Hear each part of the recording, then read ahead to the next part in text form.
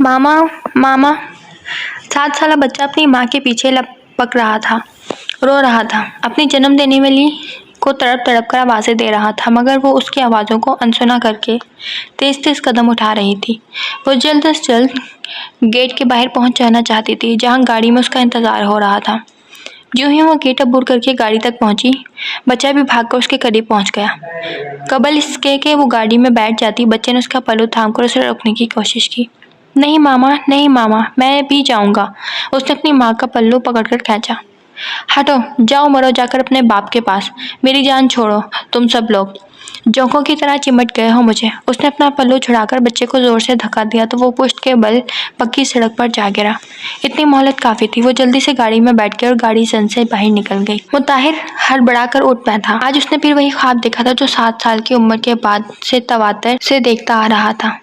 ख्वाब देखने के बाद वो हड़बड़ाकर उठ बैठता था और फिर बाकी की रात बेचैनी से करवटें बदल बदल कर गुजारता था। आज की रात भी मुमकिन है ना सो सकूं मोहसिन, याद फिर आई है नींदों को उड़ाने वाली। 20 साल गुजर चुके थे इस वाक़ये को, बल्कि हादसे को, जब उसकी माँ उसे और उसके 3 साला भाई वसी को छोड़कर खुद नए ख्वाब सजाने निकल खड़ी हुई थी। उसके पापा हारून साहब पर आने वाले माली बहरान में उनका साथ न दे सकी। हालात से घबरा गई थी या शायद कुछ और था कि वो पापा को छोड़कर उनके एक मालदार दोस्त के साथ चली गई। उसकी माँ भला की खूबसूरत औरत थी, मगर उसमें वफा नहीं थी। इस दोपहर वसी तो दादी के साथ सो रहा था, मगर मुताहिर जाग रहा था। जब उसकी माँ बैग उठाकर जाने लगी तो वो उसके पीछे लपका। उसे रोकने की कोशिश की, मगर वो उसे धुतकार कर चली गई। पहले भी उन दोनों भाइयों को मुलाजमा ही संभालते थे, जिसकी निगरानी तो ज्यादातर दादी ही करती थी। उसकी माँ ज्यादातर अपनी सरगर्मियों और दिलचस्पियों में मगन रहती थी, लेकिन ये एक हकीकत थी कि माँ अपने बच्चों के लिए बहुत अहम होती है। वो सिर्फ नजर भी आती रहे तो बच्चों के अंदर बाहर से खिलती रहती है। अगर वो उनकी जिंदगी से निकल जाए तो बच्चे मुरझाकर इधर उधर बिखर जाते हैं। यही वजह है कि माएँ अपनी जात पर हर दुख झेल लेती है, मगर अपने बच्चों को आंच भी नहीं आने देती। मगर उसकी माँ को अपने ख्वाब इतने प्यारे थे कि उसने अपने फूलों जैसे बच्चों की कीमत पर उन्हें हासिल कर लिया।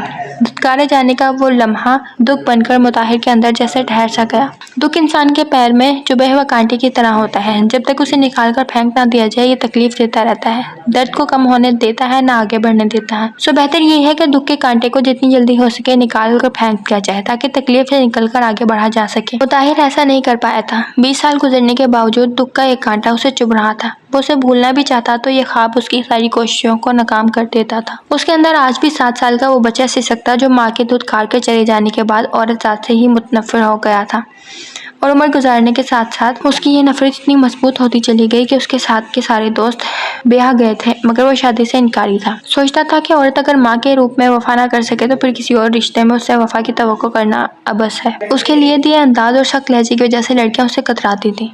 माँ के जाने के बाद उन दोनों भाइयों की परवरिश उनकी दादी ने की थी। दोनों भाइयों में जमीन आसमान का फर्क था। मुताहिर जितना खुश मिजाज और अखर सा था, वसी इतना ही बदलाए सखन और खुश मिजाज था। बीवी के जाने के बाद हारून साहब इतने दिल बर्दाश्त हुए कि उन्होंने फिर किसी औरत की तरफ देखा तक नहीं और अपने आप को बिजनेस की मसरूफियात में गुम कर लिया। इतनी तवज्जो मिलने पर बहरान का शिकार बिजनेस जल्दी तरक्की की राह पर गामजन हो गया। अब उनके पास दुनिया की हर नेमत थी, नेक औलाद, माल और दौलत, सबसे बढ़कर माँ के वजूद का घना साया, मगर उनका दिल उजड़ा हुआ था, जिसके खंडात में आज भी फारिया बसती थी। उसकी बेवफाई के बावजूद वो उसे भुला ना सके थे। वो उसे दिल की गहराइयों से मोहब्बत करते हैं, मगर फारिया बहुत बदकिस्मत थी जो थोड़ी तंगी बर्दाश्त न कर सकी और उनके प्यार भरे दिल को ठोकर मारकर चली गई। बाज़ औक़ात इंसान अपने दिल के हाथों बहुत मजबूर हो जाता है, इतना मजबूर कि वो उसे अपनी मर्जी पर नचाने लगता है। अकल और शऊर भी दिल के हाथों मजबूर शख्स के सामने हाथ बांधकर खड़े हो जाते हैं। हारून साहब भी फारिया के मामले में दिल के हाथों मजबूर थे। उनकी माँ ने बहुत कोशिश की कि वो दूसरी शादी कर ले, मगर दिल के हाथों मजबूर बेटा सिर्फ इस मामले में माँ की नाफरमानी कर गया था। वो जानते थे कि इस मकबूजा दिल के साथ वो किसी को कोई खुशी नहीं दे सकेंगे। उनकी जिंदगी तो बर्बाद हो ही गई थी, अब अपने साथ वो किसी और की जिंदगी बर्बाद नहीं करना चाहते थे। तो बहुत वक्त गुजर गया था। उनका बड़ा बेटा मुताहिर तालीम मुकम्मल करके उनके साथ बिजनेस चला रहा था और उनका छोटा बेटा वसी इंजीनियरिंग के आखिरी साल में था। सब कुछ अपने अपने मदार में ठीक ठाक चल रहा था। अस्सलाम वालेकुम दादी। मुताहिर अपनी टाई की नोट ढीली करते हुए सोफे पर जा बैठा। दादी टीवी देख रही थी। वालेकुम सलाम। उन्होंने एक नज़र उसके थके हुए चेहरे पर डाली। थक गए हो? उन्होंने रिमोट उठाकर टीवी ऑफ किया।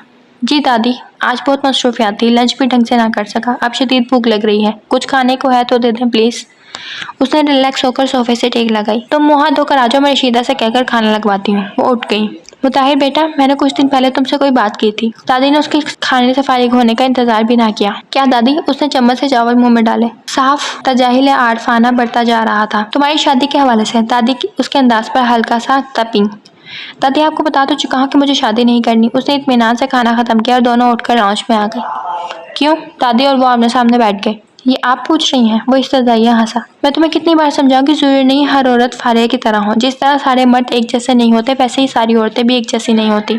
तुम मेरी बात समझते क्यों नहीं? दादी ने गोया अपना सर पीट लिया। दादी, इस बात की क्या गारंटी है कि जो लड़की मेरी बीवी बनकर आएगी वो बेवफा नहीं होगी? मुताहिर, मैं ना मानूं की तफसीर बना बहस कर रहा था। वसी वहां आया तो मुताहिर की आखिरी बात सुनकर और दादी के चेहरे के तासरात देखकर अंदाजा लगा चुका था कि उनमें क्या बात हो रही है। दादी, आप ऐसा करें, मुताहिर भाई की शादी जबरदस्ती करवा दें। वो आराम से मुताहिर के साथ जा बैठा। लगता है अब यही करना पड़ेगा। मशवरा दादी के दिल को लगा था। उठकर अपने कमरे में चली गई। भाई, आपकी शादी होगी तो मेरा नंबर आएगा। आपको क्या बताऊं मुझे शादी करने का कितना अरमान है, मगर मैं दादी को नजर नहीं आऊंगा जब तक आपकी शादी नहीं हो जाती। और आप शादी के लिए मानेंगे नहीं, इसीलिए मैंने दादी को जबरदस्ती वाला मशवरा दिया है। मुताहिर ने वसी को घूरा तो वो वजाहत देकर खुशामदाना तरीके से उसके कंधे दबाने लगा।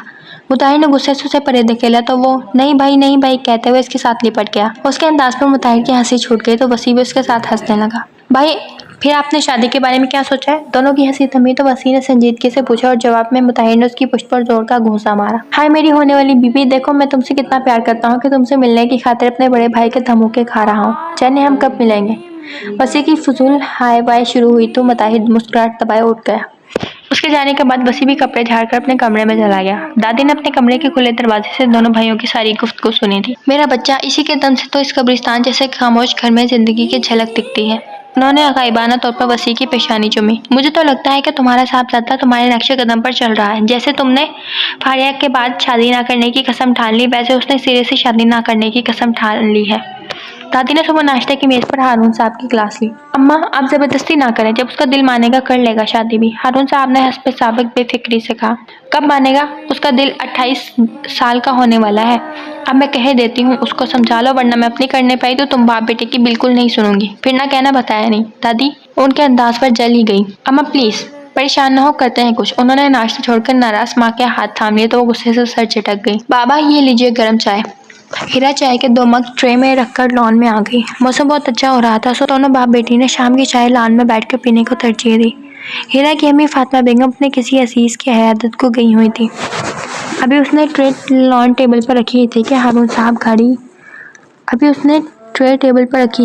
साहब की गाड़ी गेट से अंदर दाखिल हुई। गाड़ी से उतरकर वो सीधा उनकी तरफ आए। अस्सलाम वालेकुम भाई, वाह मैं तो बड़े वक्त पर पहुंचा हूँ। चाय की इतनी अच्छी खुशबू आ रही है। उन्होंने गहरी सांस लेकर मगों से उड़ती भाप को अपने अंदर उतारा। जी अंकल, आप आइए बैठिए और अपने दोस्त के साथ चाय एंजॉय कीजिए। हीरा अपनी कुर्सी से उठ गई। अरे नहीं बेटा, तुम बैठो और चाय पियो, मैं यहाँ बैठ जाता हूँ। वो दूसरी कुर्सी पर जा बैठा। अंकल ये चाय तो अब आपको ही पीना पड़ेगी, मैं अपने लिए और बना लूंगी। हीरा ने अपना कप उठाकर हारून साहब की तरफ बढ़ाया। हाँ भाई, दाने दाने पर लिखा है खाने वाले का नाम। उन्होंने मग थाम लिया। ओहो, घूट घूट पर लिखा है पीने वाले का नाम। हीरा सर हिलाकर खिलखिलाई। ये भी ठीक है। हारून साहब ने मग लबों से लगाकर एक सिप लिया। वाह मज़ा आ गया यार जुल्फ़कार, मैं तो तुम्हारे घर बहाने बहाने से सिर्फ चाय पीने ही आता हूँ। हीरा के हाथ की बनी हुई चाय वाकई लाजवाब होती है। उन्होंने खाली मग ट्रे में रखा। हारून, मैं और तुम्हारी भाभी अब हीरा की शादी करने का सोच रहे हैं। अगर तुम्हारी नज़र में कोई अच्छी फैमिली हो तो बताना। जुल्फ़कार ने हीरा के जाने के बाद हारून से कहा। शादी? हारून ने अचंभे से पूछा। इसमें इतना हैरान क्यों हो रहे हो? बच्चे बड़े हो गए और हम बूढ़े हो गए हैं। जुल्फ़कार ने हल्के फुल्के अंदाज में कहा। वो तो खैर तुम हो ही गए हो, मैं तो भाई अभी तक जवान जहान हूँ। हारून साहब ने शरारत से कहा। अच्छा चल मजाक छोड़ और जो काम मैंने तुम्हें कहा है उसके लिए कोशिश जरूर करना, वरना मैं तुम्हारी भाभी को तुम्हारे पीछे लगा दूंगा, फिर वो तुम्हारे खूब कान खींचेगी। जुल्फ़कार साहब ने से फातिमा बेगम का डरावा दिया। ना यार, भाभी कान बहुत जोर से खींचती है, मैं उससे पहले ही कुछ करता हूँ। हारून ने डरने की एक्टिंग की। जुल्फ़कार हारून का बेहतरीन दोस्त था जिसने हर अच्छे बुरे वक्त में उसका भरपूर साथ दिया था। उसके 3 बच्चे थे। बड़ा बेटा शादी के बाद अपनी फैमिली समेत बाहर सेटल था। उससे छोटी हीरा जो तालीम मुकम्मल करके अब फारिग थी। फिर उससे छोटा बेटा जो पढ़ने की गर्ज से अपने भाई के पास था। आजकल घर में कुल मिलाकर ये 3 नफूस थे। अम्मा, वक्त कितनी जल्दी गुजर जाता है। इधर हम मुताहिर की शादी करने का सोच रहे हैं और उधर जुल्फ़कार अपनी हीरा की। इतनी छोटी सी थी, गोदों खिलाया है मैंने उसे, और आज इतनी बड़ी हो गई है कि उसकी शादी की बातें हो रही हैं। जुल्फ़कार ने मुझसे भी कहा है कि कोई अच्छा ख़ानदान नज़र में हो तो उसे बताऊं। हारून साहब मामूल के मुताबिक रात को अपनी अम्मा के पाँव दबाते और आज का हाल अहवाल बयान कर रहे थे। हारून, तुम अपने बेटे की शादी करना चाहते हो और जुल्फ़कार अपनी बेटे की, तो क्यों ना तुम दोनों आपस में मिल जाओ। तुम्हारे बेटे की शादी का मसला हल हो जाएगा और उसकी भी बेटी की शादी का। अम्मा ने कुछ देर सोचने के बाद उन्हें राह दिखाई। वाकई बुजुर्ग बुजुर्ग ही होते हैं अम्मा, हैरत है मुझे ये ख्याल क्यों नहीं आया। उनके हाथ अम्मा के पैरों पर रुक गए तो वो मुस्कुरा दी। हेलो जुल्फ़कार, कैसे हो? अगले दिन ऑफिस पहुंचकर हारून साहब ने सबसे पहले जुल्फ़कार को फोन मिलाया। ठीक, पर तुम्हें क्या हुआ है? कल तो मिलकर गए हो और आज इतनी सुबह फोन? वो हैरान हुए। क्या करूं, तुमने इतना बड़ा काम मेरे ज़िम्मे लगा दिया और साथ भाभी का डरावा भी। मैं तो सारी रात सो भी नहीं सका, मगर मैंने तुम्हारा काम कर दिया है। हारून साहब का लहजा खुशगवार था। हैं, इतनी जल्दी? जुल्फ़कार उनकी बात समझकर बस इतना ही कह पाए। हाँ, तो मेरे पास अपनी हीरा के लिए एक बहुत अच्छा रिश्ता है। लड़के का नाम है मुताहिर, उसके बाप का नाम है हारून। बाप बेटा दोनों मिलकर अपना बिजनेस चला रहे हैं। घर में लड़के का एक छोटा भाई और दादी है बस। मजे की बात यह है कि सब घर वालों को हीरा बहुत पहले से पसंद है। बोलो, तुम्हें ये रिश्ता मंजूर है? हारून साहब ने सारी तफसीलात यूं बयान की जैसे वाकई किसी अनजान फैमिली का तारुफ करवा रहे हों। लहजे में महसूस की जाने वाली शरारत और खुशी थी। वो क्या है कि लड़का मुझे बहुत पसंद है, मगर उसका नामाकुल बाप मुझे कुछ खास पसंद नहीं, इसीलिए मैं सोच समझकर मशवरा करके जवाब दूंगा। उन्होंने हारून की शरारत का जवाब शरारत से दिया। हारून कहका लगाकर हंस पड़े तो दूसरी तरफ जुल्फ़कार भी मुस्कुरा दिए। जुल्फ़कार ने फातिमा बेगम से बात की तो वो बहुत खुश हुई। अल्लाह का शुक्र है, अगर हीरा की शादी मुताहिर से हो जाए तो समझे वो अपने घर में ही है, उसे कोई परेशानी नहीं होगी इंशाअल्लाह। फातिमा बेगम खुद को बहुत हल्का फुल्का महसूस कर रही थी। उनके इस बयान पर करीब खड़ी तकदीर धीरे से मुस्कुरा दी। वाह भाई, ये दोनों मियां बीवी में क्या राजो न्यास हो रहे हैं, हमें भी कुछ खबर हो। हीरा उनके पास आ बैठी। हमारी बेटी अब बहुत बड़ी हो गई है तो हम सोच रहे हैं कि उसकी शादी कर दी जाए। जुल्फ़कार ने अपनी नाज़ो पाली को मोहब्बत भरी नजरों से देखा। बाबा, वो ठिठकी। हाँ बेटा, बेटियों को अपने घर जाना ही होता है, फातिमा बेगम बोली। तो क्या ये मेरा घर नहीं? वो थोड़ा रूठी। बिल्कुल है, मगर हमने तुम्हारे लिए इससे भी अच्छा घर ढूंढा है, जुल्फ़कार ने कहा। बेटा, तुम्हारे हारून अंकल ने अपने बेटे मुताहिर के लिए तुम्हारा हाथ मांगा है। हमें तो कोई एतराज़ नहीं है, मगर फैसला वही होगा जो तुम चाहोगी, फातिमा बेगम ने धीमे लहजे में कहा। हीरा इस अचानक सूरत हाल पर नर्वस सी हो गई। बाबा की मौजूदगी में ऐसी बातें उसे शर्म आने लगी। भाई बस करो, हमारी बेटी को परेशान ना करो। हीरा बेटा, आप अच्छी तरह सोच समझ लो, दिल मुतमईन हो तो हाँ कर देना, वरना घबराने की जरूरत नहीं है। तुम्हारी मर्जी के खिलाफ कुछ नहीं होगा। जुल्फ़कार ने उसके तासुरात देखकर कहा। अब जाओ, मेरे लिए अच्छी सी चाय बना कर लाओ। उन्होंने उसे मंदिर से हटने का मौका दिया। मुताहिर रात को हीरा सोने के लिए लेटने लगी तो बाबा मामा की बातें उसके जहन में घुसने लगी। उसने मुताहिर का नाम दोहराया तो उसकी तस्वीर में संजीदा और सोबर सा मुताहिर का सरापा लहराया। वो इससे कई बार मिल चुकी थी। उसका संजीदा अंदाज उसे दूसरों से मुमताज करता था। जो ही मुताहिर उसके तस्वीर में आया वो मुस्कुराती।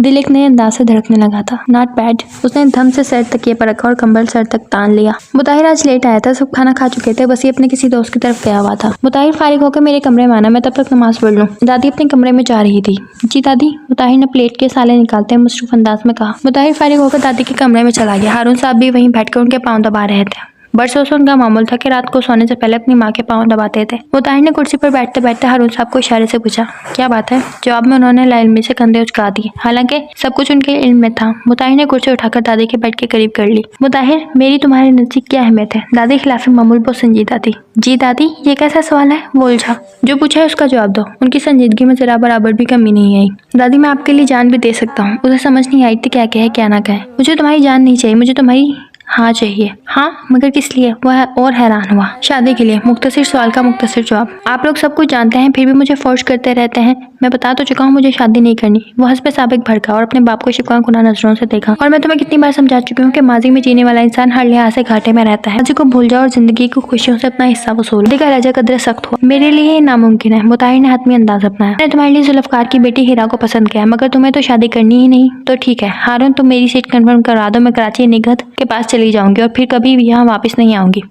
तुम लोगों की जो मर्जी करते रहना। दादी ने गुस्से से हारून साहब को मुखातिब किया। दादी प्लीज। मुताहिर उठकर उनके पास बैठ गया और उनके कंधे थाम लिए। उन्होंने खुफकी से मुंह मोड़ लिया। अब जाओ, तुम्हारे पास सुबह तक का वक्त है, अच्छी तरह सोच लो। हाँ की तो ठीक, वरना मैं निगहत के पास चली जाऊंगी और तुम लोग मेरा मरा हुआ मुंह देखोगे। उन्होंने मुताहिर के हाथ अपने कंधों से हटा दिए तो वो उठकर कमरे से निकल गया। दादी और हारून साहब एक दूसरे को देखकर मुस्कुरा दिए। अब देखना सब वो कैसे हाँ करता है। हर तरीके से मना कर देख लिया था, नहीं माना तो मुझे ये हरबा इस्तेमाल करना पड़ा। दादी ने तकिए से टेक लगा ली। मुताहिर लाख शादी से इनकारी था, मगर वो दादी की नाराजगी नहीं सह सकता था। दादी ही उन दोनों भाइयों का सब कुछ थी, जिन्होंने उन दोनों के लिए माँ से बढ़कर कुर्बानियां दी थी। अब वो उन्हें अपनी जिंदगी से कैसे जाने देता? वो बुरा फंसा था।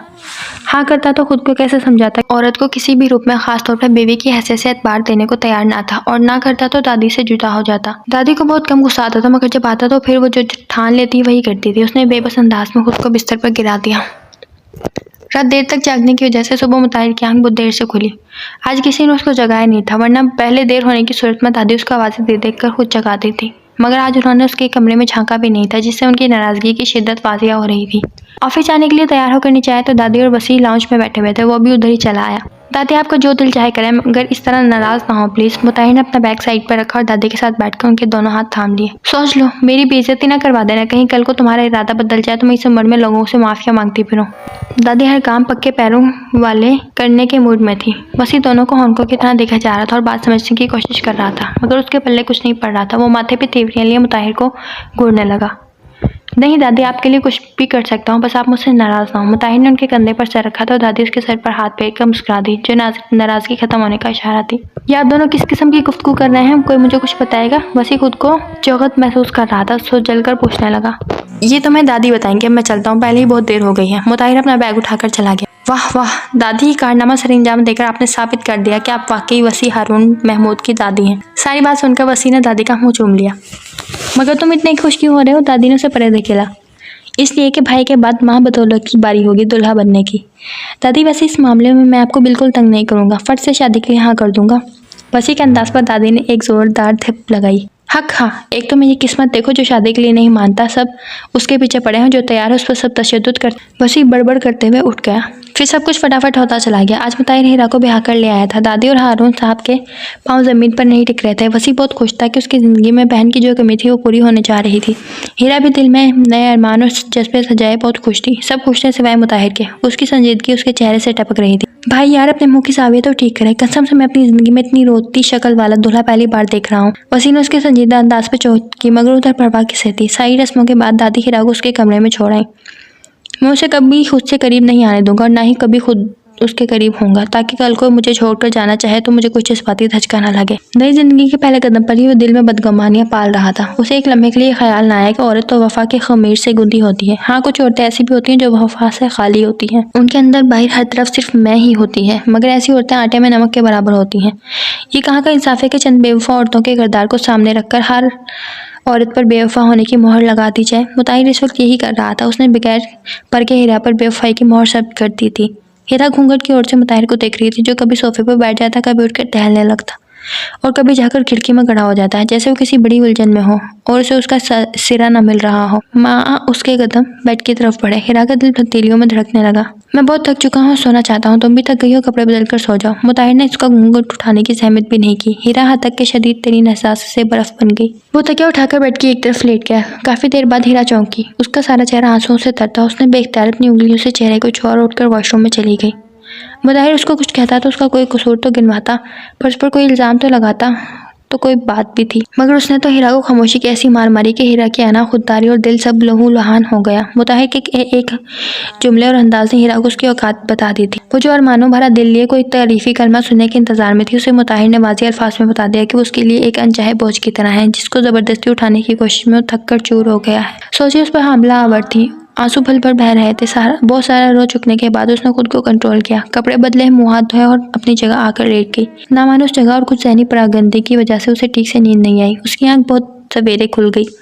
उसने उठकर शावर लिया और नमाज पढ़ी। दुआ के लिए हाथ उठाया तो दिल खाली सा था। लफ्ज़ों से पहले आंसू बह गए। पूरब तो इंसान के दिल की गहराइयों में छुपे हुए ख्यालात को भी पूरी चसियात से जानता है। उसके उठे हुए हाथ और बहते आंसुओं के पीछे छुपी हुई दुआओं को उसके परवरदिगार ने हर्फ पर हर्फ सुना था। दादी कमरे में आई तो हीरा मैरून और कीपिंग स्टाइलिश से सूट में मलबूस बहुत अच्छी लग रही थी, मगर वो उसकी कदरें उतरी हुई सूरत देखकर चौंक गई।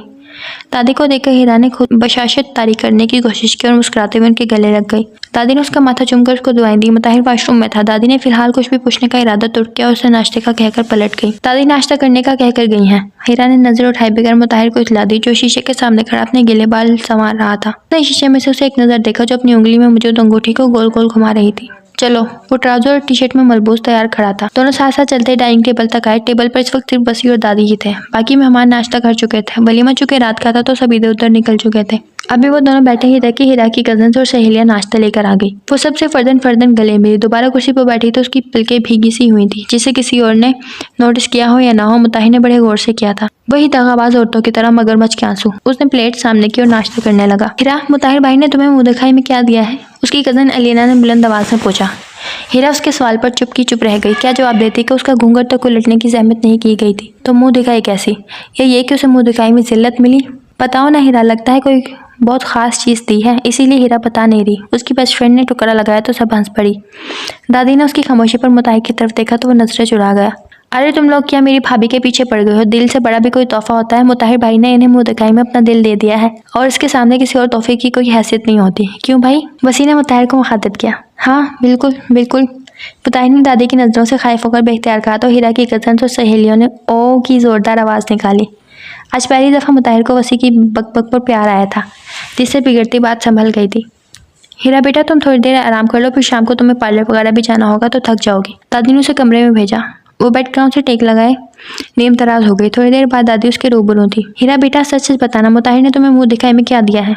वो उसके सामने बैठ गई। हीरा उनकी तरफ देखकर खामोशी से नफी में गर्दन हिला गई। मुझे उससे यही उम्मीद थी। ये लो, कोई पूछे तो कहना ये मुंह दिखाई में एक कड़े मिले हैं। उन्होंने ठंडी सांस भरी और हाथ में पकड़ी सिंदूकची नुमा डब्बिया से 2 कड़े निकालकर उसे पहना दिए। हीरा ने बड़ी मुश्किल से खुद को रोने से रोका था। दादी उसकी कैफियत समझ रही थी। बेटा तुम तो सब जानती हो कि उसकी माँ उन्हें किस तरह छोड़कर चली गई थी। मुताहिर ये बात आज तक नहीं बोला। औरत जात पर उसका एतबार आज तक बहाल नहीं हुआ। मगर तुम परेशान ना हो, उसे एडजस्ट होने में कुछ वक्त लगेगा और तुम्हें सब्र से उस वक्त का इंतजार करना है। मुझे तुम पर पूरा भरोसा है कि तुम जल्दी उसे उसके खौल से बाहर निकाल लोगे। तुम घबराना बिल्कुल नहीं, हम सब घर वाले हर पल तुम्हारे साथ हैं। तुम कभी खुद को अकेला ना समझना। कभी मुताहिर की शिकायत करना हो तो सीधे मेरे पास आना, मैं उसके कान खींचकर उसको खुद सीधा कर दूंगी। दादी ने उसे अपने गले से लगा लिया। उनकी तजर्बाकार आंखें बहुत कुछ भांप चुकी थी। वलीमे की तकरीब के इख्तिताम पर हीरा अपने घर वालों के साथ चली गई। मुताहिर मेरे कहने पर शादी तो कर ली, मगर अब मुझे किसी शिकायत का मौका ना देना। दादी ने उसे बहुत कुछ जता दिया और जो नहीं जताया था वो चोर की दाढ़ी में तिनका के मुसादिक मुताहिर ने खुद ही समझ लिया था। वही मक्कार औरतों वाली लगाई बुझाई और ओछे हथकंडे। मुताहिर जहर खंद हुआ। उसने सारा इल्ज़ाम हीरा के सर थोप दिया कि उसी ने दादी से शिकायत की होगी। और करता तो समझ जाता कि ताड़ने वाले क़यामत की नज़र रखते हैं। वो तो शुक्र था हीरा ने खुद पर काबू रखा, अपने माँ बाप तक को खुद पर बीती की भनक तक नहीं पड़ने दी। अगर जो वो कुछ कहती थी तो अच्छा खासा तमाशा बन जाता। तुमने दादी से मेरी शिकायत की है? वो हीरा के सर हुआ। शिकायत? उसका लहजा सवालिया हुआ। हाँ। क्या शिकायत? वो कसौटी खेलने लगी। यही कि मैंने तुम्हें। वो रुका, क्या कहेगा, मगर हीरा उसकी अधूरी बात का मतलब समझ चुकी थी। ये कोई ऐसा शानदार कारनामा नहीं है जिसे मैं हर एक के सामने फ़ख्र से बयान करूं। मुझे अपनी खुददारी और इज्जत नफ्स बहुत अजीज़ है और मैं ये बात दूसरों को बताकर मज़ीद अपनी तस्लील नहीं करवा सकती। हीरा के अल्फाज गहरा तंज लिए हुए थे। तो फिर दादी ने मुझे क्यों डांटा? उसे अभी भी यकीन नहीं आया था। या आप उन्हीं से पूछ लें तो बेहतर है। वो उठकर अलमारी की तरफ बढ़ गई। एप्पल ग्रीन और लाइट ब्राउन मोतियों का काम वाला फ्रॉक पजामा पहने सलीके से मेकअप किए वो दिल में उतर जाने की हद तक प्यारी लग रही थी। मगर किसी के दिल में उतरने के लिए ज़रूरी है कि अगले के दिल के दरवाजे खुले हों। मुताहिर के दिल के दरवाजे भी हीरा के लिए बहुत मजबूती से बंद थे। सो उसने हीरा को नज़र भरकर देखा भी नहीं था। चंद हफ्तों में वो यहाँ पूरी तरह एडजस्ट हो चुकी थी, सबके करीब आ चुकी थी, सिवाय उसके जिसका हाथ थाम कर वो इस घर में आई थी, जिसके साथ वो एक कमरे में रहती थी, जिसकी बीवी खिलाती थी। मगर बीवी की हैसियत क्या थी ये कोई नहीं जानता था। मुताहिर का सलूक हीरा के साथ जैसा भी था, मगर इन चंद हफ्तों में वो उसके लिए बहुत अहम हो गया था। वो चुपके चुपके उसे चाहने लगी थी, चोरों की तरह छुप छुप कर इसे देखती रहती। रात को सो जाता तो हीरा उठकर उसे एकटक देखती रहती। उसका दिल चाहता उसके बालों को सलाए और उसके हाथों को अपने हाथों में लेकर उनकी हिद्दत महसूस करे। वो क्या करती कि जिस शख्स को चाहने और सराहने का उसके पास सर्टिफिकेट था वो उसको यूं चाह रही थी जैसे कोई जुर्म कर रही हो। ये दूध ले लें। मुताहिर स्टडी टेबल में बैठा कोई काम कर रहा था जब हीरा ने साइड टेबल पर ग्लास मीट पर रखकर दूध का गिलास टिका दिया। मुताहिर ने हस्बत को कोई जवाब नहीं दिया, बस चंद लम्हे हाथ रुके थे, जिसका मतलब था उसकी बात सुन ली गई है। करने को और कुछ था नहीं, सो वो अपने कपड़े अलमारी में दोबारा सेट करने लगी। ये चूड़ियाँ उतार दो, मुझे इनकी आवाज़ डिस्टर्ब कर रही है। आज दादी ने उसकी दोनों कलाइयों में कांच की चूड़ियाँ भर दी थी, जो अब कपड़े सेट करते हुए उसकी कलाइयों में खनक रही थी। हीरा ने अपनी कलाइयों में मौजूद चूड़ियों को रश्क से देखा, जिनकी खनक ने मुताहिर जैसे संगदिल को डिस्टर्ब कर दिया था। कहाँ वो 2 माह से उसके साथ थे और उसकी मौजूदगी तक का एहसास नहीं था उसे। तुमने सुना नहीं मैं क्या कह रहा हूँ? वो अनसुना करके अपने शुगल में मसरूफ रही तो मुताहिर कदरे झुंझलाया। मैं ये चूड़ियाँ नहीं उतार सकती। हीरा ने साफ इनकार किया। क्यों? मुताहिर तपा। दादी ने पहनाई है इसलिए। हीरा को उसका तपना मजा दे गया। वो पता नहीं किसी हिसाब किताब में उलझा हुआ था। थोड़ी देर और बर्दाश्त कर उठकर उसके करीब आया। तुम ये चूड़ियाँ उतारती हो या मैं खुद उतारूं? मुताहिर ने गुस्से से उसके कंधे थाम कर उसे अपने मुकाबिल किया। खुद उतार दें। हीरा ने अपने दोनों बाजू उसके सीने के साथ टिका दिए। इस समय उसके चेहरे पर बड़ी अलूही सी चमक थी। वो बेखुद सा उसे देखे गया। अब देख क्या रहे हैं, उतार देना। हीरा की शरारती आवाज़ ने उसके सेहत तोड़ा तो वह उसे हल्का सा धक्का देकर कमरे से निकल गया। हीरा उसके अंदाज से लुत्फ लेते हुए मुस्कुरा दी। वाह भाभी, क्या बिरयानी बनाई है आपने। कसम से मजा आ गया, वरना रशीदा के हाथ के बजायका खाने खा खा कर मैं तो खानों के असल जायके ही भूल गया। आज हीरा ने खुद बिरयानी बनाई थी, टेबल पर सभी मौजूद थे। वसी ने बिला मुबालगा चौथी बार उसकी तारीफ की थी। मुताहिर खामोशी से खाना खा रहा था। भाई मेरा शुक्रिया तो अदा करें, इतनी देर से आपकी तारीफ कर रहा हूँ। वसी ने मुताहिर को मुखातिब किया। मेरी तारीफ? वह हैरान हुआ। हाँ भैया, आपकी निस्बत बेहतर की तारीफ कर रहा हूँ तो ये तारीफ आपको ही पहुँच रही है ना, क्योंकि मियाँ बीवी की इज्जत सांझी होती है। क्यों दादी? वसी ने बात करते करते दादी से तस्दीक चाहिए। हाँ अगर कोई समझे तो, दादी ने मुख्तसर बात की। हीरा सोच रही थी कि वो वाकई मुताहिर की निस्बत थी, उसने उसे मुकम्मल किया ही नहीं था। वो प्लेट में चम्मच से चावल इधर उधर कर रही थी। आपकी खाने की रफ्तार से अंदाजा हो रहा है कि बिरयानी आपको भी बहुत पसंद आई है। अब अगर आप भाभी की तारीफ में 2 लफ्ज़ कह देंगे तो आपके अल्फाज के खजाने में कोई कमी नहीं आ जाएगी। वसी मुसलसल उसे हीरा की तारीफ करने पर उकसा रहा था। वाकई बिरयानी बहुत अच्छी बनी है। वसी से बचने के लिए उसने हीरा को मुखातिब किए बगैर रस्मी अल्फाज में कहा। दादी और वसी के साथ उसकी बहुत दोस्ती हो गई थी। वसी बहनों की तरह उसके लाड उठाता और देवरों की तरह उससे फरमाइश करता था। दादी उसे जिंदगी की ऊंच नीच समझाती और बेहाता जिंदगी को कामयाब बनाने की गुर बताती। दादी के कहने पर उसने तैयार शहर होकर मुताहिर के इर्द गिर्द रहना शुरू कर दिया था, मगर मुकाबिल पर कोई असर ही नहीं हुआ था। कुछ दिनों से मुताहिर नोट कर रहा था कि हीरा निकसिक से तैयार होकर आने बहाने से उसकी गिर्द चकराने लगी थी, उससे बात करने के बहाने ढूंढने लगी थी, सामने बैठकर उसे तकती रहती। मुताहिर को उसके अमल से शदीद चिढ़ होने लगी। वो उसे इतने तैयार लिए पर अक्सर टोक देता तो वो दादी ने कहा है कहकर बरियुस्समा हो जाती। मक्कार औरतें पहले खुद की तरफ माइल करती हैं और फिर छोड़कर चली जाती हैं। वो जहर खंद हुआ। मुताहिर ये देखें, दादी ने मुझे कितनी खूबसूरत रिंग दी है। वो टीवी लाउंज में बैठा था जब हीरा ने अपना हाथ उसके सामने किया। वो जो पहले ही उसके बारे में सोच सोच कर जल रहा था, टप ही गया। क्या तकलीफ है तुम्हें? क्यों हर वक्त सर पर सवार रहती हूँ? मुताहिर ने उसका हाथ दबोचकर झटका दिया तो तकलीफ की शिद्दत से उसकी सिसकी निकल गई और आंसू पलकों पर आन रुके। मुताहिर उसे घूर रहा था और वो आंसू पीने में मसरूफ थी। हीरा बेटा, हारून अंकल से पुकारते हुए इधर ही आ रहे थे। उसने जल्दी से अपने आंसुओं को हलक में उतारा और हाथों से अपने चेहरे को दबका।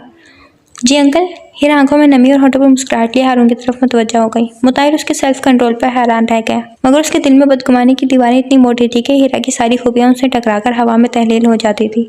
अब भी वो हीरा के इस अंदाज पर तनफ्फुर से भौहें उचकाना नहीं भूला था। बेटा जी, तुम लोगों ने कहीं सैर वैर के लिए नहीं जाना क्या? 3 माह हो गए और अभी तक तुम लोगों ने कोई प्रोग्राम ही नहीं बनाया। हारून अंकल बैठ गए। क्यों मुताहिर? उन्होंने मुताहिर से इस्तफसार किया। बाबा, आपको मालूम है कि आजकल मैं इतने अहम प्रोजेक्ट पर काम कर रहा हूँ, उसे बीच में छोड़कर नहीं जा सकता। घूमने तो कभी भी जाया जा सकता है। मुताहिर ने दर पर्दा साफ इनकार किया था। अच्छा, जैसे तुम लोगों की मर्जी, वो कहकर उठ गए। हीरा बेटा, अच्छी से चाय पिलवाओ। जी अंकल। वो भी हारून साहब के पीछे चली गई। हारून अंकल और मुताहिर 2 दिन के लिए शहर से बाहर गए हुए थे। दादी के भतीजे की बेटी की शादी थी। वलीमे पर दादी, हीरा और वसी गए थे। हीरा ने दादी की फरमाइश पर डीप कलर के सिल्वर तिल्ले और नगों के काम वाली साड़ी बांधी थी। हैवी ज्वेलरी घने बालों की चूड़ी दाएं कंधे पर डाली हुई थी। दोनों हाथों में चूड़ियां थी और चूड़ियों के आगे दोनों हाथों में मोतिये के गजरे जो दुल्हे की बहनों ने उसे पहनाए थे। वो बहुत प्यारी लग रही थी। तकरीब में उसकी बहुत तारीफ हुई थी। उसके दिल ने चिपके से ख्वाहिश की कि काश उस वक्त मुताहिर भी उसके साथ होता। आज रात ही अंकल और मुताहिर की वापसी थी, सो वो वलीमे की तकरीब से जल्दी उठकर आ गए। घर वापस आकर हीरा सीधा अपने कमरे में आई ताकि जल्दी से चेंज कर सके। साड़ी और हैवी ज्वेलरी की वजह से उसे बहुत उलझन हो रही थी। दरवाजा खोलकर वो कमरे में आई तो मुताहिर बाजू आंखों पर रखे लेटा था। उसका पाँव हिल रहा था, जिसका मतलब वो सो नहीं रहा था। आप कब आए? वो उसके बेड के करीब आई, थोड़ी देर पहले। और अंकल? वो कल आएंगे। खाना खाया आपने? नहीं खाना। 1 कप कॉफ़ी पिला दो। वो उसी पोजीशन में लेटे लेटे से बातचीत कर रहा था। हीरा ने चेंज करने का इरादा तोड़ करके पहले कॉफ़ी बनाने को तरजीह दी। उसने दादी को मुताहिर के आने का बताया और कॉफ़ी बनाकर कमरे में ले आई। ये ले कॉफ़ी। उसने कब पढ़ाया तो चूड़ियाँ खनक गई। तुमसे कितनी बार कहा है कि? वो झटके से उठा तो हीरा पर नजर पड़ते उसकी बात अधूरी रह गई। सुर्ख साड़ी में भरपूर तरीके से तैयार, गोया उसे जलाकर खाक करने के इरादे से खड़ी थी। वो कॉफ़ी का कप थामना भूल गया। ये तुमने क्या हुलिया बना रखा है? लहजा नागवारी से भरपूर था। हीरा ने कॉफ़ी का मग साइड टेबल पर रख दिया। कोई नहीं, इतनी अच्छी लग रही हूँ आज मैं। हीरा शीशे के सामने जाकर साड़ी का पल्लू पकड़कर लहराने लगी। वो उठकर उसके पीछे जा खड़ा हुआ। वो जो पल्लू लहराकर एकदम मुड़ने लगी तो उसे टकरा गई और साड़ी का पल्लू उसके हाथ से फिसलकर नीचे जा गिरा। वो फौरन झुकी और पल्लू थामकर जो ही सीधी हुई, मुताहिर ने उसके मुंह पर पूरे जोर से थप्पड़ दे मारा। उसके होंठ का किनारा फट गया। तुम्हारी हिम्मत कैसे हुई ये वाहियात लिबास पहनने और तवाइफों वाले हुलिये में मेरे सामने आने की? वो बिल्कुल ही आउट ऑफ कंट्रोल हो गया। तवाइफ? वो थप्पड़ की तकलीफ भूल गई। इस लफ्ज़ ने उसे पाताल की गहराई में धक्का दे दिया। मैं बीवी हूँ आपकी। उसकी टांगों से जान निकल गई थी। बीवी और तवाइफ में क्या फ़र्क है? कुछ भी नहीं। बीवी भी बिस्तर की साथी होती है और तवाइफ भी। जेब खाली हो तो तवाइफ छोड़कर चली जाती और बीवी भी। फिर इन दोनों में क्या फ़र्क बोलो? वो न जाने कहाँ जहाँ पहुँचा था। उसकी ज़ुबान साथ देती तो कहती कि बीवी सिर्फ बिस्तर की नहीं, ज़िंदगी के हर दुख सुख की साथी होती है।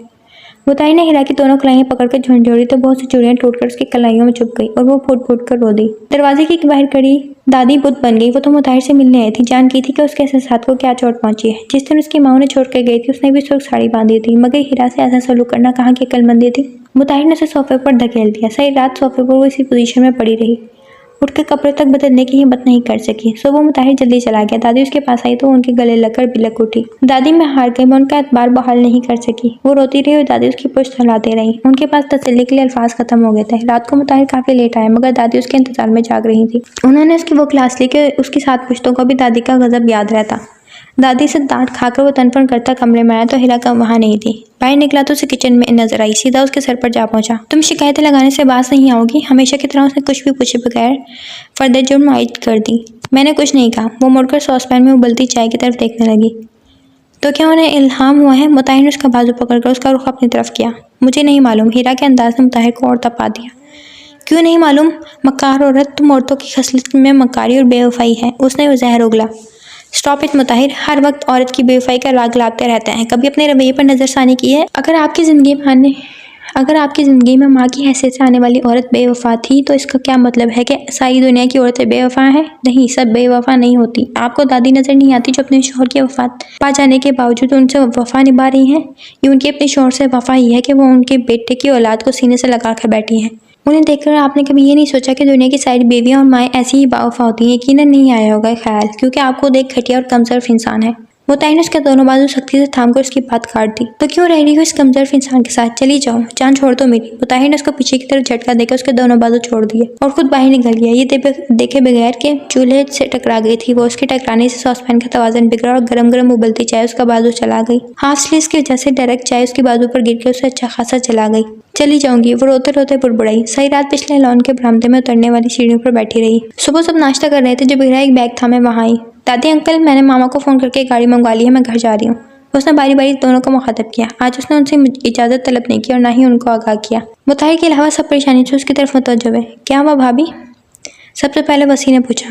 कुछ नहीं। हीरा ने बैग दूसरे हाथ में मुंतकिल किया तो उसके बाजू से दुपट्टा सिरक गया। ये क्या हुआ? तीनों की एक जुबान बोलने पर बेनियाज से बने मुताहिर ने सर उठाया तो चम्मच उसके हाथ से प्लेट में गिर गया। हीरा का दायां बाजू कोहनी से लेकर कलाई तक बुरी तरह जला हुआ था और छालों से भरा हुआ था। वो रोना नहीं चाहते थे मगर आंखें पानियों से यूं भर गई कि सामने का मंजर धुंधला गया। ये तो कुछ भी नहीं है, मेरे दिल पर इससे ज्यादा गहरा जख्म आया है जिसकी जलन और तकलीफ कलाई के जख्म से बहुत ज्यादा है। उसने दिल में कहा और बैग उठाकर निकलती चली गई। दादी ने गुस्से से चम्मच प्लेट में पटका। हारून साहब परेशान सबकी शक्लें देख रहे थे। सबकी शक्लें क्या देख रहे हो? सब क्या धरा तुम्हारे बेटे का है? दादी ने हारून साहब को गोया लड़तड़ा। मुताहिर पर आने वाला गुस्सा निकाला। भाई आपने बहुत गलत किया।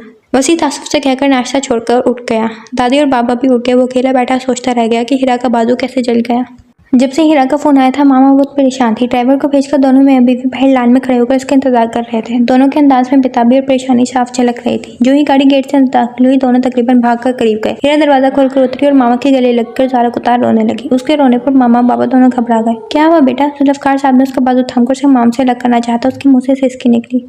उसने बेसाख्ता अपना बाजू छुड़ा दिया। उनके कदरे जोर से पकड़ने पर बहुत से छाले फूट गए थे। जुल्फ़कार साहब ने उसका बाजू एकदम छोड़ा फिर नजर जख्म पर पड़ते ही दोबारा थाम लिया। ये क्या हुआ? वो तड़प गए। हीरा इस वक्त किसी सवाल का जवाब देने की पोजीशन में ना थी। दोनों से अंदर ले गए। उसकी जुबानी सारे हालात सुनकर मामा तो सकते में आ गए और बाबा हमारे गुस्से के कांपने लगे। हारून, मैंने तुम्हारी बेटे को अपनी बेटी इसलिए नहीं दी कि उसे लावारिस समझकर उसके साथ जो चाहे करता फिरे। मुझे बहुत अफसोस है कि तुमने मेरे इतबार को किरची किरची कर दिया। जुल्फ़कार साहब फोन रिसीव होते ही बगैर सलाम दुआ के हारून साहब पर बरस पड़े। जवाबन वो खामोश रहे। आप कुछ बोलो। कहते क्यों नहीं? मेरी बेटी की इस हालत का क्या जवाब दोगे तुम? उन्हें हारून साहब की खामोशी बुरी तरह खिली थी। जुल्फ़कार, मेरे पास ऐसे अल्फाज नहीं जिनका इस्तेमाल करके मैं तुम सबसे माफी मांग सकूं। हारून साहब शिकस्ता दिल हो रहे थे। तुम माफी मांग लो तो क्या होगा? मेरी बेटी की हालत नहीं देखी तुमने? देखी भी होगी तो महसूस नहीं होगी क्योंकि तुम्हारी अपनी जो बेटी नहीं कोई। और दूसरों की बेटियों के हवाले से हमारे दिल बहुत सख्त होते हैं। जुल्फ़कार साहब का गुस्सा किसी तौर ठंडा नहीं हो रहा था। ऐसे ना कहो जुल्फ़कार, हीरा मुझे बेटियों से बढ़कर अजीज है। बस तुम यकीन रखो कि मैं मुताहिर को इस मामले में कोई रियायत नहीं दूंगा। प्लीज तुम जल्दबाजी में कोई फैसला ना करना। मैं तुम्हारी तरफ आऊंगा तब फिर मिलकर इस मसले का कोई हल निकालते हैं। हारून साहब शदीद शर्मिंदगी महसूस कर रहे थे। दूसरी तरफ से कॉल डिस्कनेक्ट कर दी गई। हारून साहब गहरी सांस भर कर रह गए। बाबा, आप प्लीज दादी, हारून अंकल और वसी को कुछ मत कहिएगा। उनका कोई कसूर नहीं। वो सब तो मुझसे बहुत मोहब्बत करते और मेरा बहुत ख्याल रखते थे। शाम तक हीरा की हालत काफी संभल चुकी थी, लिहाजा वो उन लोगों की वकालत करने लगी जो सच था। ये कैसी मोहब्बत है उनकी? तुम्हारे साथ इतना कुछ हो गया और उन्हें खबर तक ना हुई। मामा अब की बार चिढ़ गई। मामा, मैंने कहा तो है कि वो लोग बेकसूर हैं। जब तक उनको इस मामले की खबर हुई मैं गाड़ी में बैठ चुकी थी। हीरा ने अपना बैंडेज वाला हाथ एहतियात से अपनी गोद में रखा। इतने में गेट खुला और हारून अंकल की गाड़ी अंदर दाखिल हुई। हारून अंकल और दादी आए हैं, प्लीज उनको कुछ मत कहिएगा। दोनों को गाड़ी से उतरते देख हीरा ने फिर मामा बाबा की मिन्नत की। दादी, वो उनके गले से जा लगी। दादी ने उसकी पेशानी चूमी और सर पर हाथ फेरा। हारून अंकल उसे अपने साथ लगाकर उसका शानत काया। तुम दोनों मेरे बच्चों की तरह हो, ये देखो तुम दोनों से हाथ जोड़कर माफी मांगती हूँ। दादी ने जुल्फकार और फातिमा के सामने हाथ जोड़ लिए। अम्मा प्लीज। जुल्फकार ने फौरन उनके हाथ थाम लिए। मुताहिर ने हमें आपके सामने आंख उठाने के काबिल नहीं छोड़ा, मगर भाभी आप यकीन रखें, हम सब हीरा के साथ खड़े हैं। हारून ने फातिमा को मुखातिब किया। दोनों को यकीन आ गया था कि जो भी मसला है वो हीरा और मुताहिर के दरमियान है। वो लोग वाकई लाइल थे और अब जब इल्म हुआ तो आला ज़र्फ लोगों की तरह आकर न सिर्फ माफी मांगी बल्कि हीरा की हमायत का ऐलान भी कर दिया था। जुल्फकार और फातिमा के पास खामोशी के सिवा कोई चारा न था। वो क्या कर सकते थे? कुछ भी नहीं। अगर कुछ कर सकते तो अपनी बेटी की तकदीर से वो तल्ख लम्हे खरोच कर निकाल देते, मगर क्या किया जा सकता है कि इंसान तकदीर बदलने पर कादिर नहीं है। वो बस अल्लाह को पुकार सकता है और उसके सामने दस्ते सवाल हो सकता है, और अल्लाह अपने बंदों की हर पुकार का जवाब जरूर देता है। जवाब जल्द दे या बदीर, सब्र से इंतजार शर्त है। फिर वो ज़ात अपने बंदे का दामन अपनी रहमतों से भर देती है। सोचने में जुल्फकार और फातिमा ने भी यही किया था, अपने अल्लाह को पुकारा था। हीरा के जाने के बाद सबने मुताहिर से मुकम्मल पाइप काट कर रखा था। वो कब आता कब जाता किसी को नहीं मालूम था। डाइनिंग टेबल पर उनके साथ खाना खाने बैठता तो एक एक करके वो सब उठ जाते और वो देखता रह जाता। अस्सलाम वालेकुम दादी। आज मुताहिर आए तो दादी लाउंज में बैठी हुई थी।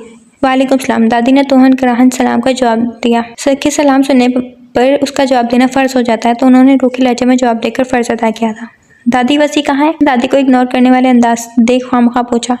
पता नहीं, मुझे कुछ ज़रूरी काम है। वो उठकर अपने कमरे में चली गई तो मुताहिर होंठ दांतों में दबाकर सोफे पर गिर गया। मुताहिर पूरे नमहाक से लैपटॉप में मसरूफ था जब उसे चूड़ियों की खनक सुनाई दी। तुमसे कितनी बार कहा है कि? उसने बेसख्ता कहा, मगर कमरे में उसके सिवा कोई नहीं था। वो सर झटक कर दोबारा से अपने काम में मसरूफ हो गया। फिर वो जब कमरे में आता कमरा उसे काट खाने को दौड़ता। कभी सोते में उसे लगता कि हीरा कमरे में फिर रही है, कभी काम के दौरान उसे लगता कि उसके करीब कॉफी या दूध रख कर मुड़ी है, मगर ये सब फरीब नजर आता। कमरे में वो अकेला होता। वो हैरान था कि ये कैसे हो सकता है कि जब वो उसके करीब थी तो उसने उसे किसी काबिल न जाना। अब जब वो दूर चली गई थी तो उसका ध्यान भटक भटक कर उसकी तरफ जाने लगा। और अक्सर ऐसा होता है कि किसी शख्स की अहमियत का एहसास हमें उस वक्त होता है जब वो हमसे छिन जाए या दूर चला जाए।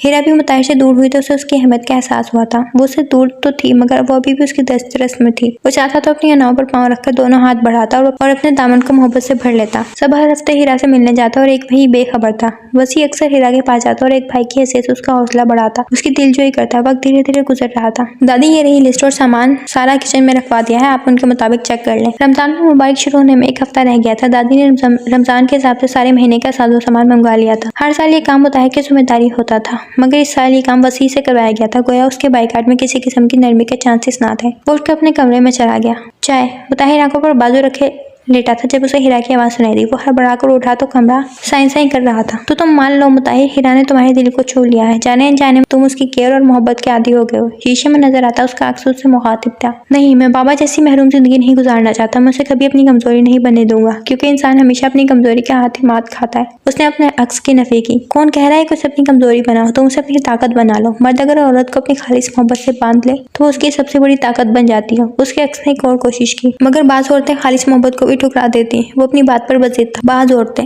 हर औरत ऐसा नहीं करती। और तुम्हें अभी तक ये एहसास नहीं हुआ कि हीरा कैसी औरत है? बेवकूफ, वो ऐसी औरत है जो सारी जिंदगी तुम्हारी मोहब्बत में बंधी रहना चाहती है, मगर तुमने मोहब्बत से उसे करीब करने के बजाय सख्ती से उसके नाजुक दिल को कुचला है। अभी भी वक्त उसे मना कर ले आओ। मुताहिर अपने अक्स से नजरें चुराकर उठ गया। मुताहिर और ये बात आसानी से मान लेता? सवाल ही पैदा नहीं होता था। रमजान मुबारक का बाबरकत महीना शुरू हो चुका था। रमजान में दादी की मसरूफियात अपनी थी। गरीबों को राशन पहुंचाना, ज़कात का हिसाब किताब रखना और अदायगी के अलावा उनकी खुसूसी इबादत और तस्बीहात वगैरह। इस महीने में वो बहुत कम फारिग नजर आती थी। अभी मुताहिर की उनसे सहरी और अफ्तारी के वक्त ही खामोश मुलाकात होती थी।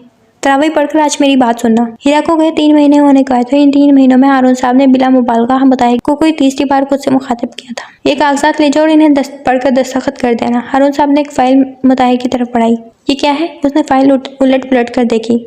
तुम्हारी आज़ादी का परवाना, तुम जाकर पढ़ लो, खुद ही समझ जाओगे। हारून साहब ने उसे जाने का इशारा किया। मुताहिर ढीले कदमों से चलता अपने कमरे में और कागजात खोलकर पढ़ने लगा। मैं मुताहिर बिन हारून अपने पूरे होशो हवास में हीरा बिनते जुल्फकार को तलाक देता हूँ। कागजात पढ़कर उसने फाइल गुस्से से दूर फेंकी। पूरी इबारत पढ़कर उसकी हालत अजीब सी हो गई थी। हालांकि उसे तो खुश होना चाहिए था कि उसकी जान छूट रही है, मगर वो तो उल्टा बेचैन हो गया था। उसे कुछ समझ नहीं आ रहा था वो क्या चाहता है। सारी रात वो बेचैनी का शिकार रहा। सोने का तो सवाल ही पैदा नहीं होता था। उसका ज़हन बुरी तरह उलझा हुआ था। सहरी के वक्त बहुत खामोश था। सभी बहुत खामोश थे। उसने दादी की आंखों में नमी चमकते देखी तो वो बेचैन हो गया। उसका दिल चाह उठकर दादी को अपने सीने से लगा ले, मगर फिर वक्त वो ऐसा कोई काम नहीं कर सकता था। आज 20 साल हो जाता। हीरा अफ्तारी के नाम पर चंद घूंट पानी पिए और एक खजूर खाकर मगरिब की नमाज पढ़ने खड़ी हो गई। हर नमाज के बाद वो अपने अल्लाह से मुताहिर का साथ मांगती थी, उसकी मोहब्बत के लिए झोली फहराती, मगर उसके दिल की बेचैनी खत्म ना होती। रात देर तक इबादत करते एक ऐसा वक्त भी आता कि वो दुआ के लिए हाथ फैलाती तो लफ्ज़ हाथ छोड़ जाते। वो खाली हाथ तीलियां फैलाए अपने हाथों की लकीरों को तकती रहती। कभी कभी हिरा का दिल चाहता कि वो अपने हाथ में इस लकीर का इजाफा कर दे जो उसको मुताहिर से मिला दे, मगर ऐसा सिर्फ सोचा जा सकता है, क्या नहीं जा सकता। इंसान लाख कोशिश कर ले अपने मुकद्दर की लकीरों को बदल नहीं सकता। अगर ऐसा होता तो न जाने वो अब तक कितने लोग अपने मुकद्दर की लकीरों को मिटाकर अपनी मनपसंद लकीरें लगा लेते। वसी यार, तुम लोग मेरे साथ ऐसा क्यों कर रहे हो? आज 25वां रोजा था। बाबा ने वसी को मुताहिर से कागजात लेने भेजा था। हम क्या कर रहे हैं? आप खुद ऐसा चाहते थे।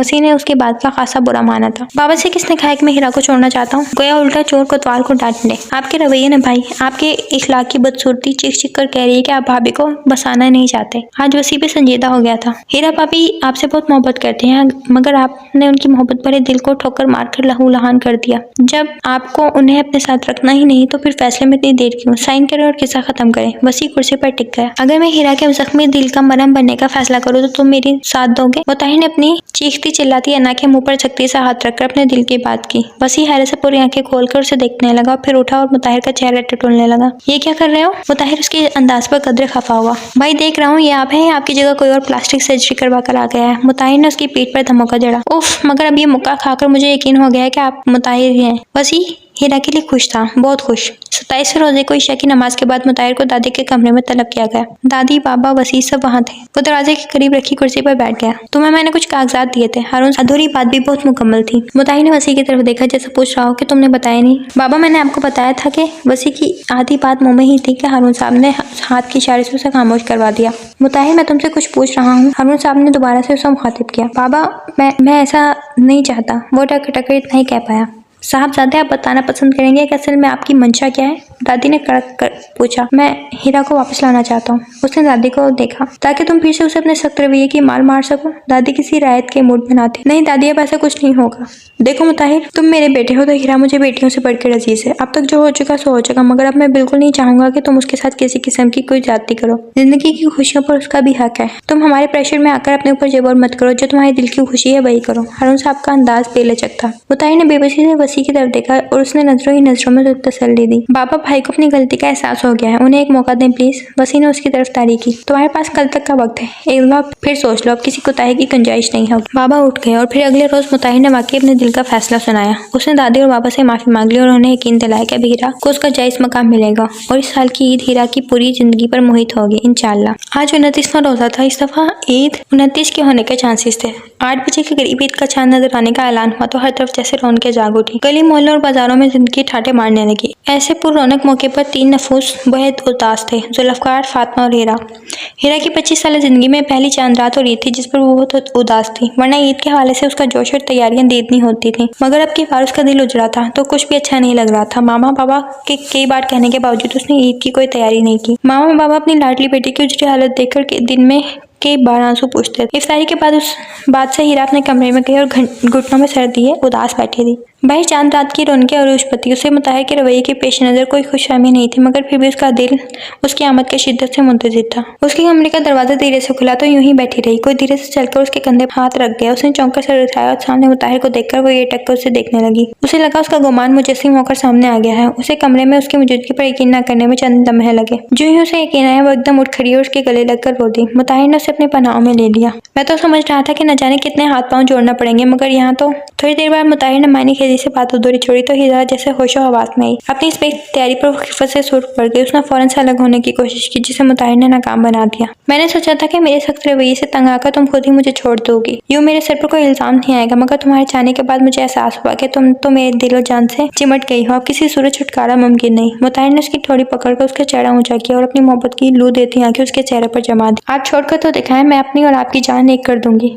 हिरा ने मुतमईन होकर अपना चेहरा उसके सीने में छुपा लिया। वो तो हो चुकी जान मुताहिर। मुताहिर ने अपनी थोड़ी उसके सर पर टिका दी। बाद औक़ात किसी शख्स का खुद चलकर आ जाना हर नाराजगी और गिले शिकवे को मिटा देता है। मुताहिर के आ जाने और बात और मान लेने ने हिरा के दिल से हर शिकवा धो दिया था। अब उसके दिल के शफाफ आईने में मुताहिर की तस्वीर पूरी आबोताब से चमक रही थी। वो दोनों नीचे आए। हिरा दादी, अंकल और वसी से मिली। सब बहुत खुश थे। भाई जल्दी करें, भाभी की पहली ईद और हमारे यहाँ उनकी ईद की शॉपिंग भी करवानी है होनी चाहिए। वसी ने बड़े मुअद्दब अंदाज में कहा। तुम परेशान ना हो, सब हो जाएगा। तुम दादी और बाबा को घर ले जाओ। मुताहिर ने उसे साफ हरी झंडी दिखाई। मेरे बगैर? वो तड़प कर रह गया। जी आपके बगैर, मुताहिर ने उसी के अंदाज में जवाब दिया। लो जी। बीवी के मानते ही भाई को कैसे दूध में से मक्खी की तरह निकाल फेंक दिया है, वसी ने अपने अंदाज में कहा। अरे नहीं वसी, तुम चलो हमारे साथ। हीरा ने उसको तसल्ली दी। जी नहीं, मुझे आपके शौहर नामदार से मार नहीं खानी। बस आप सब मेरी एक बात सुन ले।